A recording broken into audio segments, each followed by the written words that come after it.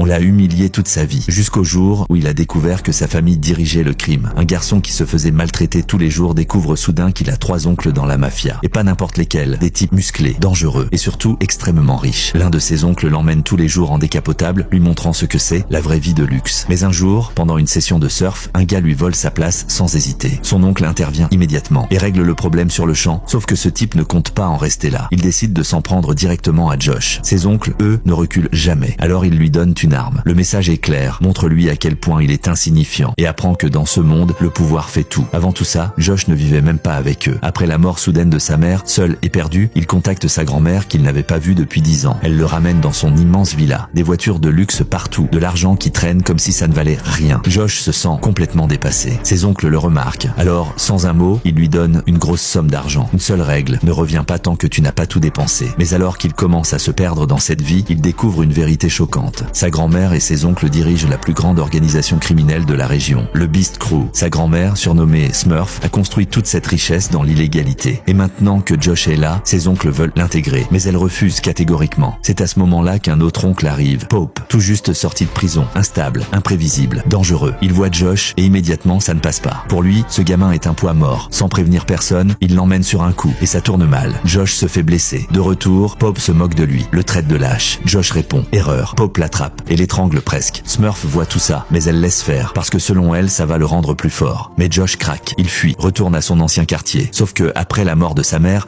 il n'a plus rien. Il se retrouve seul dans la rue. Et là, il tombe sur ses anciens harceleurs. Mais cette fois, quelque chose a changé. Il ne fuit pas, il attaque sans hésiter. Cette rage, cette énergie de survie prend complètement les autres de court. Et à cet instant, Josh comprend. La force donne un courage qu'il n'avait jamais connu. Alors il prend une décision, revenir et rejoindre la famille. Mais juste au moment où il est prêt à franchir le pas, ses oncles se retrouvent dans un danger énorme.